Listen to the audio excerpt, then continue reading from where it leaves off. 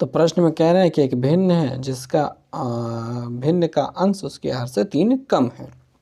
तो भिन्न का अंश जो है वो कम है, ऊपर वाला कम है, और हर 3 मतलब हर से, हर मतलब ज़्यादा है और अंश कम है। ठीक है, तो यदि अंश और हर दोनों में 2 जोड़ दिया जाता है, दोनों में 2 जोड़ दिया जाए तो नई भिन्न तथा मूल भिन्न यानी पुरनकी वाली भिन्न, नए भिन्न तथा पुरनकी वाली भिन्न का योग 29/20 हो जाता है। तो मूल भिन्न क्या है वो ज्ञात करना है। तो ये ऐसी बात ये कह रहे हैं। तो इस बात में हम कितनी सच्चाई, मतलब ऐसा कौन सी बात कह रहे हैं ये नहीं करते हैं, आगे बात देखते हैं। आपको देखो, जो भिन्न का अंश है वो हर से 3 कम है, हर से 3 कम, किससे कम? हर से कम। किससे कम? हर से कम।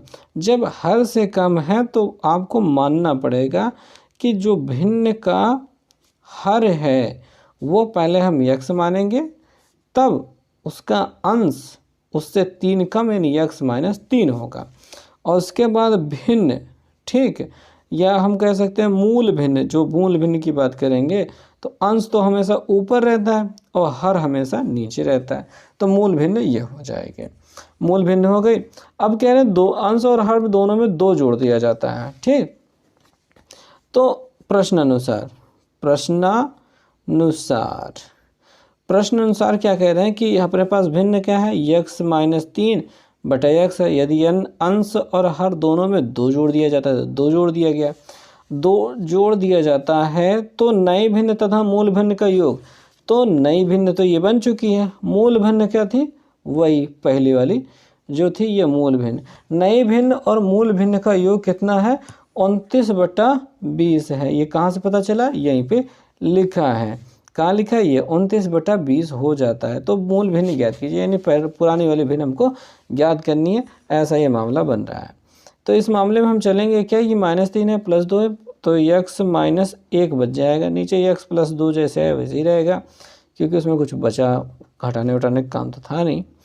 x - 3/x बराबर 29/20। अब क्या करेंगे? मामला बस इतना सा है कि नीचे वाला कैल्शियम, मतलब एलसीएम तो कोई गायब होगा, डायरेक्ट गुणा करा दो। ये तो हमने डायरेक्ट गुणा करा दिया, इसका गुणा इधर कराएंगे तो x² - x मिल जाएगा, प्लस इसका गुणा इधर करवा देंगे। तो देखो भैया, पहले x का गुणा होकर x², x और 3 का गुणा होकर -3x, 2 और x का गुणा होकर के +2x, और 2 और 3 का गुणा होकर के -2 × 6, ऐसा बराबर करके ये 29/20 जो है वैसे पड़ा रहने देते हैं। अब हो गया क्या कि x² 2 ठी है, जुड़ जाएंगे तो 2x² हो जाएगा, और -x और यहाँ पे 3x, ठीक है, 3x और 2x। देखो 3 और ये जो 1x है दोनों लोग माइनस में जुड़ जाएंगे, 3 1 4 हो जाएगा, 4 में से +2 वाला घट जाएगा तो -2x अकेले बचेगा, और ये -6 बचा हुआ है, ऐसे रहने देते हैं। और बटे में इसका गुणा करा के x² + 2x कर लेते हैं, बराबर ये 29/20 दिखाई दे रहा है। तिर्यक गुणा कराने की बारी आ जाती है।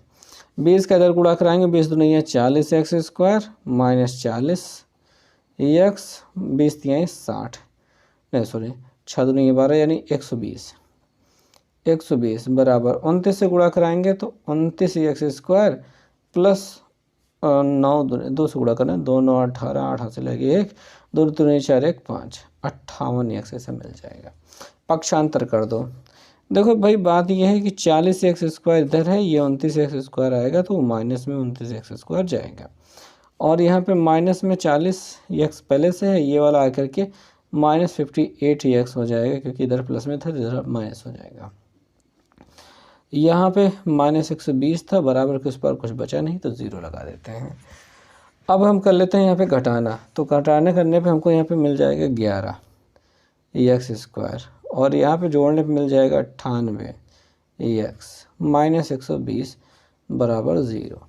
अब देखो भैया, इसमें हमको क्या किनारे किनारे गिनती का गुणा और मतलब करके हमें करना होगा। मैं आपको समझाना तो नहीं चाहता था, मतलब समझाना तो चाहता हूँ, पर मैं समझाऊंगा कैसे वही समझने का प्रयास कर रहा हूँ। तो फिलहाल मैंने ये लिख लिया। इसमें गुणनखंड करने का तरीका मेरा क्या रहता है वो देखो।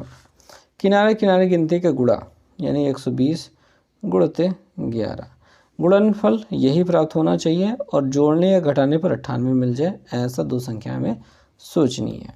तो सोचने में हम क्या करते हैं, 120 का गुणनखंड कर लेते हैं, 120, ठीक।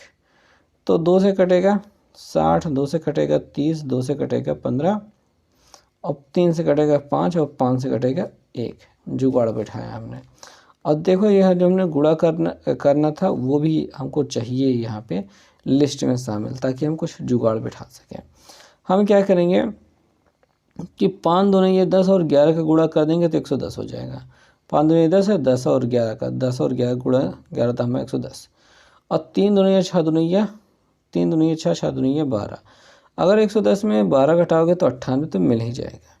तो ये तरीका होता है इसको खोजने का। ये समझ में हो सकता है ना आया हो, तो आपके पास अगर कोई जुगाड़ हो गुणनखंड करने वाला तो वो बताना, नहीं सिर 4 लगा देना, नहीं तो जुगाड़ बिठाना जैसा कि मैंने बिठाया था। अब देखो यहाँ पे 11x² है, माइनस है, कोष्टक बंद है, यहाँ पे हमको ये लिखना है 110 माइनस 12, तो हम यहाँ पे 110 x माइनस 12x लिख देते हैं और माइनस 120 तो है ही बराबर 0। माइनस से गुणा होगा तो 11x² माइनस 110 x और इसमें गुणा होगा तो प्लस 12x माइनस 120 बराबर 0। इन दोनों में से 11x कॉमन हो रहा है तो 11 और x कॉमन ले लेंगे तो यहाँ पे x माइनस 10 बच जाएगा और यहाँ से प्लस 12 कॉमन ले लेंगे तो x माइनस 10 बचेगा, ठीक। x माइनस 10 को कॉमन ले लेंगे और 11x प्लस 12 को यहाँ पर रख देंगे बराबर 0। यहाँ पे भी बराबर 0 लगाना था। तो x यहाँ पे 11x प्लस 12 बराबर 0 करोगे तो बराबर में माइनस 12 बटे 11 मिल जाएगा, माइनस 12 बटे 11 मिल जाएगा, जो कि अमान्य होगा क्योंकि किसी अंश या हर में इतना बटेवला काम नहीं चलता है। तो x माइनस 10 बराबर 0 कर लेंगे तो x बराबर हमारा 10 हो जाएगा, यही हमारा आंसर हो जाएगा। भिन्न का हमारे पास अंश क्या था, हर था भैया x और अंश था x माइनस 3। तो हमें पता चल गया है कि हमारा हर हो गया है 10 और जो अंश है वो क्या है x माइनस 3। जो अंश है वो 10 माइनस 3 हो जाएगा, जो कि 7 के बराबर हो जाएगा। और उसके बाद जो हमारी भिन्न है वो अंश 10 बटे हर 7 हो जाएगी। तो ये हमारा उत्तर मिल चुका है। आगे वाला प्रश्न जो हमको दिखाई दे रहा है, यहाँ पे हमको क्या दिखाई दे रहा है, निम्नलिखित बारंबारता बंटन का माध्य ज्ञात करना है। वर्ग अंतराल और बारंबारता दी गई है। तो ये प्रश्न हल करने के लिए पहले तो वर्ग अंतराल और बारंबारता को लिख लेना होगा, तो हम पहले लिख लेते हैं। तो पहली बार ऐसे सवाल देखने को मिल रही है जहाँ पे वर्ग अंतराल अलग अलग चल रहा है। यहाँ पे देख सकते हैं 20 से 60, 60 से 100, 100 से 150, फिर 150 से 250, यानी यहाँ पे जो है एक सतत, मतलब सतत तो है पर इसमें जो इनका वर्ग मतलब अंतर है वो अलग अलग है। तो कोई बात नहीं है, हम ट्राई तो करेंगे ही करेंगे।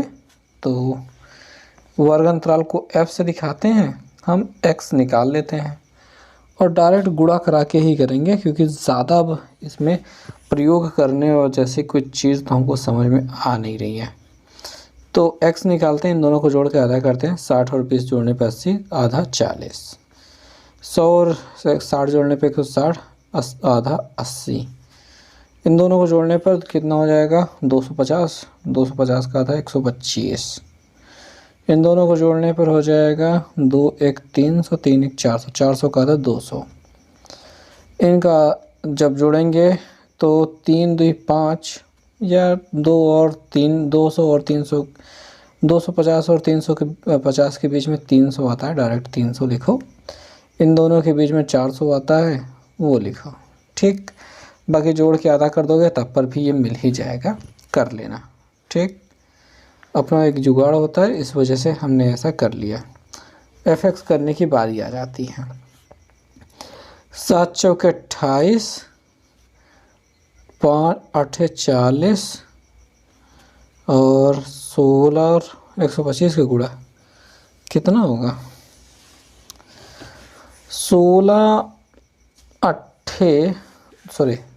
125 का अगर 8 से गुणा करेंगे, 8 से क्या, ठीक है, 16 पंजे 80 के जीरो हासिल लगे 8, 16 दूनी 32 8, 40 के जीरो हासिल लगे 4, 16 का 16 4, 16 4 20, 12 दूनी 24, 24 डबल ज़ीरो, 3 दूनी 6 डबल ज़ीरो, 4 3 12 डबल ज़ीरो। ठीक, तो सिग्मा एफ निकाल लेते हैं यहाँ पे। तो 7 5 12, 12 6 18, 18 2 20, 2 22, 3 22, 3 25 के 5 हासिल लगे 2, 2 1 3 1 4। सिग्मा एफ एक्स निकाल लेते हैं। पीछे वाला सारा जीरो यहाँ पे, फिर 8 यहाँ पे, फिर 2 4 6, 6 4 10, 10 6 16, 16 2 18 हासिल लगे 1, फिर 1 और 2 जुड़ के हो जाएंगे 3, हासिल वाला 1, 3 3 2 5, 5 1 6 हो गया। तो समांतर मास सिग्मा एफ बार बराबर होता है sigma F x upon sigma F. तो ये 6 8 8 0 है, नीचे है 45, 5 से कट रहा है, 9 से कट रहा है, 5 से कट दे, 5 9 45 होता है ना, 5 9 45, 5 1 5, 5 3 15, बचेगा 3, 5 7 35, 5 7 35, 3 बचेगा 5 36, 7 1 8, 3 से तो कट नहीं रहा है, दशमलव में जाएगा क्या। उत्तर क्या मिल रहा है दूसरे वाले का ना, ये अच्छा जी 152 में जा रहा है ना। ठीक है, 9 से भाग कर लेते हैं, देख लेते हैं कितना होता है। 9 1 9 बचेगा 4, 7 उतारे 9 बचे 45, बचेगा 2, 9 9 29 27, 9 2 18, हासिल लेके 16, 16 में से 8 गया 8, ख़त्म, दशमलव लग गया, जीरो बढ़ गया, 9 9 81 होता है, 9 8 72 ऐसा कुछ जाएगा। अगर भाग देंगे तो 152 तो आप इसे उत्तर की तरह देख सकते हैं, मतलब ये आंसर है। मिलान तो कितना कर रहा है 152.8 तो हो गया है। अब और एक बार ले जाएंगे तो 9 बार भी हो जाएगा। तो प्रश्न संख्या 3 क्या है, आइए समझते हैं। एक त्रिभुज का एक कोण दूसरे त्रिभुज के एक कोण के बराबर हो तथा इन कोणों के अंतर्गत, ठीक है, इन कोणों को अंतर्गत करने वाली भुजाएं समानुपाती हो तो सिद्ध कीजिए कि दोनों त्रिभुज समरूप होते हैं। तो यहाँ पे ये कहना ये चाहते हैं कि आपके पास टोटल 2 ट्रायंगल हैं, आप ऐसा कह सकते हैं। ये 2 त्रिभुज हैं, मान लेते हैं ABC और मान लेते हैं PQR। ऐसे में इनके एक कोण बराबर है, ठीक है। जैसे मान लीजिए ये कोण B और कोण Q बराबर है, यानी कोण B और बराबर है कोण Q के। त्रिभुज ABC तथा त्रिभुज PQR में दोनों चीज़ें बराबर हैं और कह रहे हैं कि इन कोणों को अंतर्गत करने वाले, अंतर्गत यानी इन कोणों को बनाने वाले, यानी AB और PQ, AB अनुपाते PQ बराबर है BC अनुपाते QR, BC अनुपाते QR, ये दिया गया है। अब हमें सिद्ध करना है,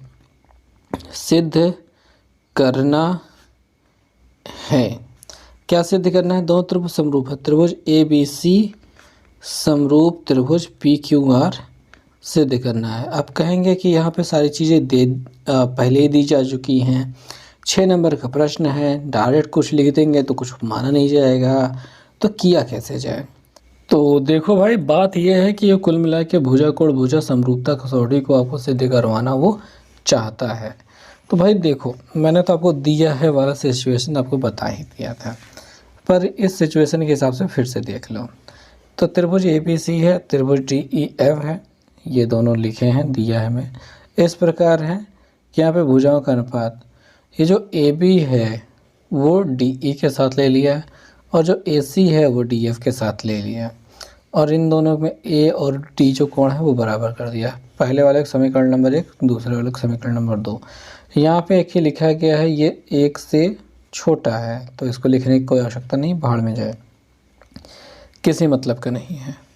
आगे सिद्ध करना है कि ये दोनों त्रिभुज बड़े वाले और छोटे वाले त्रिभुज समरूप हैं। तो हमको रचना क्या करनी होगी, देखो DE जो है बहुत सिंपल सा काम करना है, जितनी लंबी है उतनी लंबाई यहाँ पे निशान, जितना लंबाई है उतना लंबाई यहाँ पे निशान, फिर मिला देना है। वही चीज़ को लिखा है कि DE पर DP बराबर AB तथा DF पर PQ बराबर AC काटिए तथा PQ को मिलाइए। जैसा आपको बताया वैसा कर दिए गया। फिर दोनों त्रिभुजों की बात कर लेते हैं, त्रिभुज ABC DE DPQ, ये छोटे छोटे त्रिभुजों की बात की जा रही है। इसमें AB जो है वो इसके बराबर DP के बराबर है रचना से, AC जो है DQ के बराबर है वो रचना से, कोण D बराबर है दिया है, CPCD सर्वांग समता लग गया है, भुजा कोण भुजा सर्वांग समता से दोनों त्रिभुज हो गए सर्वांग सम। ये वाला त्रिभुज और ये छोटा वाला त्रिभुज सर्वांग सम, यानी पूरे बराबर हो गए। और जब बराबर हो गए तो फिर यहाँ पे जो समीकरण नंबर 1 था, ये वाला भुजाओं का अनुपात वाला, वही चीज़ को यहाँ पे शुरुआत फिर से लिया कि मतलब यहाँ से अब आगे बढ़ते हैं, इतना हो गया तो ठीक है, वो सर्वांग सम हो गया। फिर दोनों सम AB/DE और AC/DF जो कि पहले से लिखा था वही लिख दिया गया। अब इसमें होगा क्या है कि ये जो कुछ चीज़ें हैं वो किसी चीज़ के बराबर है, जैसे AB है, यहाँ से यहाँ तक की डिस्टेंस वो DP के बराबर है, और AC जो है वो DQ के बराबर है। तो वही दोनों चीज़ें यहाँ पे बदल गई हैं। बदल जाने के बाद क्या है कि फिर एक त्रिभुज की बात होने लग जाती है। कहने का मतलब ये हो जाता है कि यहाँ से यहाँ तक का अनुपात, यहाँ से यहाँ तक का अनुपात देखने को मिल जाता है, और इस अनुपात में ठीक है जब देखा जाए तो आधारभूत समानुपातिकता प्रमेय का विलोम भी हो जाता है कि अगर ये दोनों रेखाएं समांतर हैं, ठीक है, मतलब सही अनुपात में है, तो ये रेखाएं समांतर हो जाएंगी। कौन सी रेखाएं समांतर हो जाएंगी, ये दोनों रेखाएं समांतर, यानी भुजाओं का अनुपात अगर हो रहा है बराबर तो रेखाएं हो जाएंगी समांतर। और जब रेखाएं हो जाएंगी समांतर तो ये दोनों अगर समांतर हो गए तो ये वाला इसके बराबर, ये वाला इसके बराबर हो जाएगा, तो वो संगत कोण बराबर हो जाते हैं। देखो यहाँ पे दोनों जगह लिखा गया है संगत कोण बराबर है। अब उसके बाद जब ये संगत कोण बराबर हो गए तो ये दोनों हो गए त्रिभुज समरूप। ठीक, कौन से दो त्रिभुज समरूप हो गए, ये छोटकू वाला और बड़कू वाला। ठीक, जब ये दोनों त्रिभुज समरूप हो गए तो होना क्या है, वो बस एक लास्ट बात हो जाती है कि अगर ये दोनों समरूप हो गए तो ये समीकरण नंबर इसको 4 बना दिया जाए, समीकरण नंबर 3 और 4 से दोनों त्रिभुज हो जाएंगे समरूप। समीकरण नंबर 3 क्या कहती है कि ये इसके सर्वांगसम है, ठीक, ABC के सर्वांगसम है, और समीकरण नंबर 4 कहता है कि वो उसके समरूप है, मतलब जिसके भी समरूप है। तो ऐसे में वो समरूप हो जाएंगे, त्रिभुज ABC समरूप DEF हो जाएगा। तो क्वेश्चन क्या है, 4/√x है प्लस 3/√y है बराबर 3 है, और 8/√x है माइनस 9/√y है बराबर 1 है। इसको कहते हैं कि दो चरों वाले रैखिक समीकरण युग्म के रूप में कन्वर्ट करिए पहले, उसके बाद फिर इसको हल कीजिए, ऐसा कुछ किया जाता है। तो यहाँ पे हल करने का तरीका यही रहेगा क्योंकि आपको मानना पड़ता है। देखिए जैसे ये √x है वो बटे में है, तो 1/x बराबर आप इसको a मान लीजिए, या फिर स्मॉल वाला a ले लीजिए, और 1/√y इसके बराबर b मान लीजिए। मानने के साथ ही ये क्या हो जाएगा, ये 4a बन जाएगा, ठीक है, 4a बन जाएगा, और ये प्लस 3b बन जाएगा बराबर 3 हो जाएगा, जिसको समीकरण नंबर 1 कह देंगे। और ये 8a माइनस 9b बराबर 1 हो जाएगा, समीकरण नंबर 2। अब इसको हल करना है, ठीक है, अब हल करने का तरीका यहाँ पे क्या रहने वाला है वो सोचना है। तो विलोपन लगा सकते हैं यहाँ पे। विलोपन लगाने के लिए अगर हम 2 से गुणा कर देंगे तो ये 8, 4 दूनी ये 8 हो जाएगा, 8 है बराबर हो जाएगा, घटाएंगे तब कट जाएगा। या फिर अगर हम 3 से गुणा करते हैं तो 3 3 का 9 भी और 9 भी हो जाएगा, जोड़ देंगे तब कट जाएगा। तो हम ऐसा कह सकते हैं कि हम समीकरण 1 में 3 से गुणा करके समीकरण 2 में जोड़ने, तो जोड़ देते हैं, ठीक है। तो 3 चौके 12a प्लस 3 त्रिका 9b बराबर 3 त्रिका 9 और ये 8a माइनस 9b बराबर 1 है, ठीक। ये कट जाएगा, जोड़ ही तो रहा है ना, 12 8 20 हो जाएगा बराबर यहाँ पे 10 हो जाएगा। a बराबर हो जाएगा 10/20 यानी कि 1/2 मिल गया। अब a का मान समीकरण 1 में रखने पर, a का मान समीकरण 1 में रखने पर, ठीक। तो 4 दिखाई दे रहा है, a दिखाई दे रहा है, तो a की जगह 1/2 रख देंगे। ये रख दिया भैया। -3b नहीं +3b बराबर 3, +3b बराबर 3, 2 से काट देंगे, इस 2 को उधर भेज दो, तो 3b बराबर 3 माइनस 2 हो जाएगा, ठीक। हो ही गया। अब क्या होगा, अब 3b बराबर हो जाएगा 1, b बराबर हो जाएगा 1/3, ठीक। इतनी होगी बातें। अब इतनी बातें हो चुकी हैं, तब क्या, अब x और y की वैल्यू निकालनी थी। 1/√x बराबर a है, ठीक।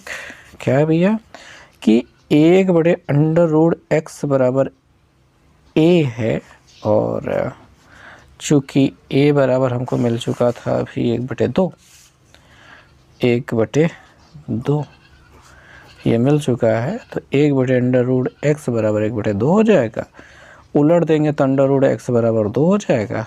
फिर x बराबर ये दोनों पक्षों का वर्ग करने पर, तो ये 2 का वर्ग हो जाएगा, दोनों पक्षों का वर्ग।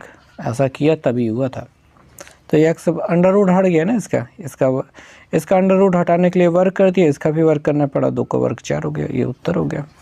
एक x की वैल्यू तो मिल गई। अब 1/√y बराबर हमारा b था, और चूँकि b बराबर हमको मिल चुका है 1/3, कहाँ मिला है, ये मिला है, ठीक। तो 1/√y बराबर 1/3 हो जाएगा, √y बराबर हो जाएगा 3, फिर वही वर्ग करने पर ये 3 का वर्ग यानी y बराबर 3 त्रिका 9, ये मिल चुका है। तो x बराबर 4, y बराबर 9, यही हमारे आंसर है। ऑलराइट, समझ में आ गई होगी बात। क्वेश्चन क्या है वो देखते हैं। एक मोटर बोट जिसकी स्थिर जल में चाल 18 किलोमीटर प्रति घंटा तथा 24 किलोमीटर धारा के प्रतिकूल जाने तथा वही दूरी धारा के अनुकूल वापस आने में 1 घंटा, ठीक है, 1 घंटा अपेक्षा आने में अपेक्षा 1 घंटा अधिक लेती है, तो धारा की चाल ज्ञात कीजिए। ऐसी बात हो जाएगी। तो भैया यहाँ पे हमको दिया गया है स्थिर जल में मोटर बोट की स्थिर जल में चाल। स्थिर जल में मोटर बोट की चाल दी है 18 किलोमीटर प्रति घंटा, 18 किलोमीटर प्रति घंटे, ठीक है, ये हो गया। और हमें दी गया, मानना पड़ेगा यहाँ पे धारा की चाल, माना धारा, नीली पेन लेना चाहिए, की चाल x किलोमीटर प्रति घंटे, ठीक। और हमें दूरी दी गई है, दूरी है 24 किलोमीटर, जा रहे हैं और आ रहे हैं। अब देखो भाई, देखो क्या है कि 24 किलोमीटर धारा के प्रतिकूल जाने में, देखिए अनुकूल चाल और प्रतिकूल चाल भी लिख लेते हैं। अनुकूल चाल और प्रतिकूल चाल, ये भी समझ लो भैया। अनुकूल चाल का मतलब क्या होता है, जिधर की ओर पानी बह रहा है उधर की ओर नाव लेके जा रहे हो तो धाराओं का योग हो जाता है, यानी कि यही अपना 18 + x किलोमीटर प्रति घंटे हो जाएगा।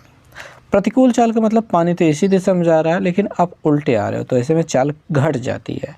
तो 18 नाव की चाल है लेकिन उसमें से x जो धारा की चाल है वो कम हो जाएगी, तो इतने किलोमीटर प्रति घंटे हो जाएगा। ठीक, अब 24 किलोमीटर धारा के प्रतिकूल जाने में यानी उल्टी दिशा में जाने में ज़्यादा समय लगता है। सीधी सी बात है, अगर धारा के उल्टे चल रहे हो, धारा के उल्टे उल्टी दिशा में हवा सामने से आ रही है, पानी सामने से बह रहा है, उसके उल्टे जा रहे हो, यानी कि पानी इधर की ओर बह रहा है, आप उल्टे जाओगे तो समय तो ज़्यादा लगेगा। ठीक, तो 24 किलोमीटर धारा के प्रतिकूल जाने में और तथा वही दूरी धारा के अनुकूल वापस आने में अपेक्षाकृत 1 घंटा अधिक लेती है। ठीक है, अब देखो भाई बात ये होती है, समय बराबर होता है दूरी बटे चाल। क्या होता है, दूरी बटे चाल होती है, ऐसा एक सूत्र होता है, पता होगा आपको। ये देखो गलती से चल गया, सूत्र होता है।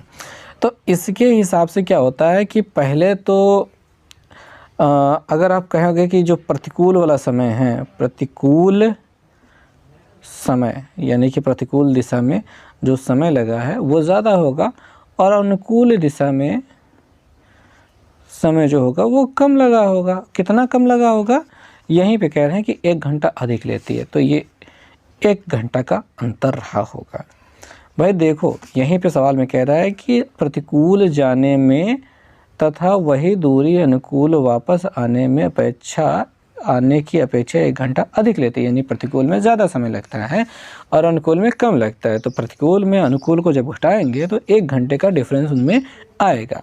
फॉर एग्जांपल जाते वक्त आपको 10 घंटे लग रहा है, वापस आते वक्त यानी कि प्रतिकूल उल्टी दिशा में जाते वक्त 10 घंटे लग रहा है, तो धारा की दिशा में आने में 9 घंटे लगेंगे।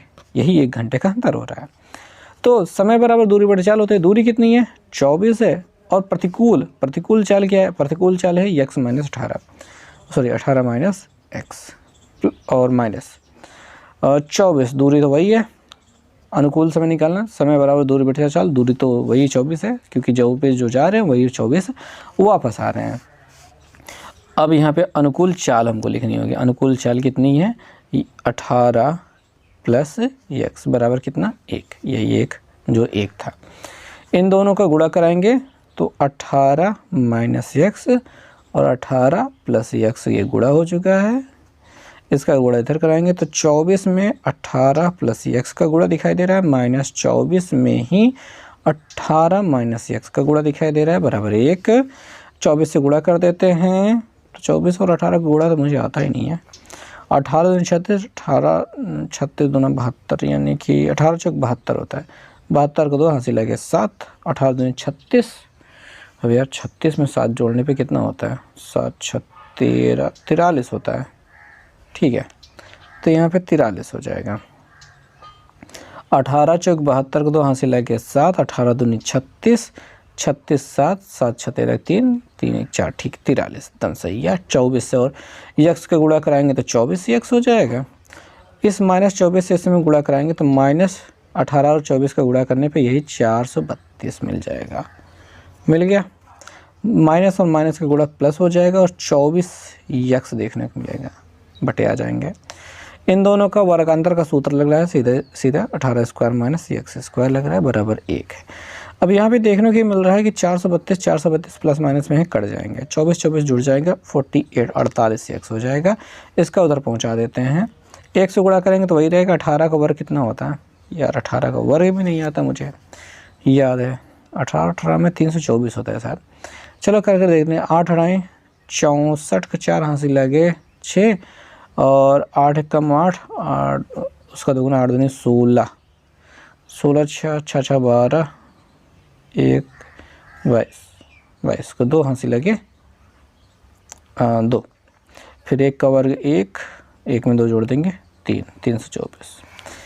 ठीक है, समझ में नहीं आया होगा ना। 324 - x², इसको इधर भेज देते हैं।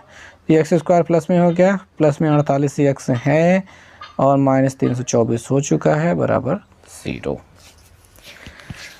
जहाँ जहाँ नहीं समझ में आया वहाँ पे वीडियो पीछे करके देख लेना। और काफ़ी लंबी सवाल हो गई यहाँ पे, काफ़ी समय ले लिया। अभी द्विघात समीकरण भी बन चुका है। तो x² + 48x - 324 बराबर 0। मैं कैसे निकालता हूँ इसका फैक्टर? देखो, ऐसा 324 लिखता हूँ, ऐसे गुणनखंड कर देता हूँ। 2 से काट देंगे, 2 एकम 2, 2 छंग 12, 2 दूनी 4, 2 से काटेंगे 2 8 16, 2 एकम 2, 3 से काटेंगे 27, फिर 3 से काटेंगे 9, फिर 3 से काटेंगे 3, 3 से काटेंगे 1। अब यहाँ पे ऐसे कर लेते हैं, 3 3 9, 9 दूनी 18, 3 3 9 दूनी 18, 18 18 नहीं बन पाएगा काम, कुछ और करते हैं। 3 3 9 3 27, 27 और 3 दूनी 6 दूनी 12, नहीं बन पाएगा। इसको जोड़ने या फिर घटाने पर नहीं मिल पाएगा, ये घटाने पे मिलना चाहिए ना, ऐसे कुछ होना चाहिए। ओके, कुछ और कर लेते हैं। 3 3 9 3 27, 81, 81 में से 2 दूनी 4, कोई मतलब नहीं है। 2 दूनी 4, 4 3 12, 12 दूनी 4, 2 दूनी 4, 4 3 12, 12 12 3 12 जो भी आती हैं 36, 36 3 3 9। अभी इसका क्या होगा? इसका भी कोई जोड़ा नहीं बन पाया, कुछ और सोचना होगा। कुछ और क्या सोचे? 3 3 9 3 27 दुनिया 54 और 3 दुनिया 6। हाँ, 14 में 6 गए 8, 48। मिल गया। हाँ, आखिरकार x² + 54 x - 6x - 324 बराबर 0। 54 में से 6 गए 48, 54 और 6 का गुणा करने पर 324। x common, x + 54 - 6 common, x + 54,